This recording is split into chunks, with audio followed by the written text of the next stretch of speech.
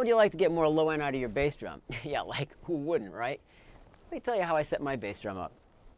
I put a small pad on the back head, and the reason I do that is to control the vibration of the back head so the pedal feels right to me. That's really important, getting the feel right. However, if you want more low end from your bass drum, the front head has to resonate now. So, it's common practice that we put microphones inside of bass drums, and what we do generally is we take a mic and we just throw it in there, we put it on a pad. In my case, it's sitting on my EQ pad inside here. That presents two problems because the cable is sticking out the hole.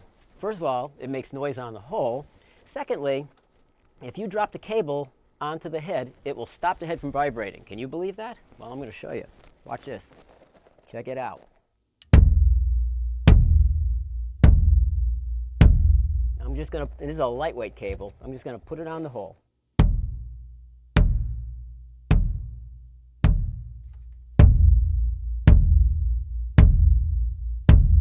All right, I came up with a little trick to fix this. I had to fabricate this very, very expensive part, but it costs a lot, but it's worth the low end, right? Yeah, staples. This is a folder holder clip. I think you buy these for like 30 cents. So here we go. Take your folder holder, you put the cable in it, push it onto your hoop. It doesn't make any marks in your hoop. And all you need to do is put pressure on it and finagle it so that the cable doesn't touch. You can even flip this over for aesthetics. And watch that. Resonance. More low end for 30 cents.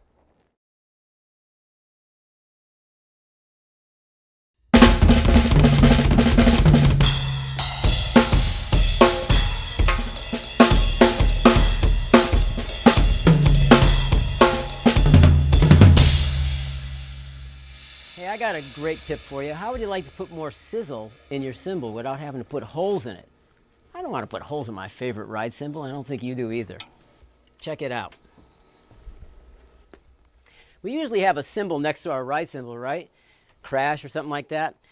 Well, if you look at my kit, my drums and my cymbals are all set up at the same angle. It's an ergonomic thing. It's less adjustments in the wrists and the arms. You know, path of least resistance.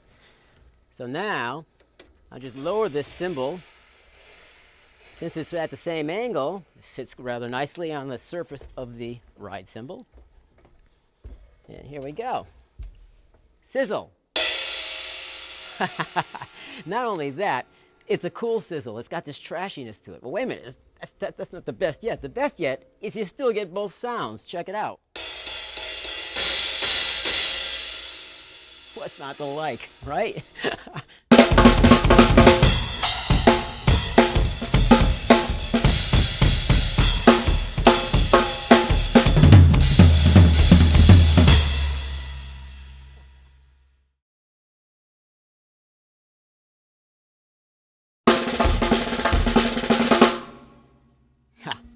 You know, most of us tune our snare drum to a sound and feel that, that we like, that intuitively we're drawn to, and we hate to change it. Almost superstitious about it, right? Well, I'm going to show you how to change the tone of your snare drum without picking up a drum key. Now, I know what you're going to say. You're going to say, he's got to talk about dampening the top head. No, I'm not going to do that.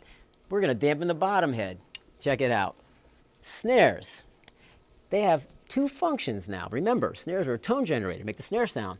But you're also taking 16, 20 strands of snares and strapping the bottom of the drum with it. So by putting more tension on it, you can dampen the drum, or you can open the drum up and change the tone of it. And those techniques will apply to different styles of music. Let me show you. When it's tightened up like this here, you get a lot of articulation. It lends itself to busier playing, like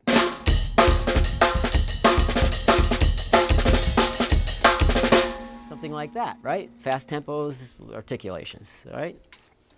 Now, let's detune the snares, which is really easy. Wow, that's really loose. Okay.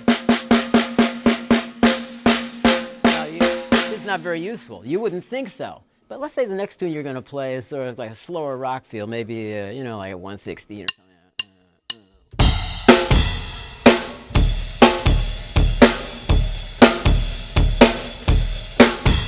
That's a great sound for that. It also has this little delay in it. Check it out when you hear just the snare drum. It makes this. Cool, huh? Tighten it up and play that same groove again, and listen how thin it sounds.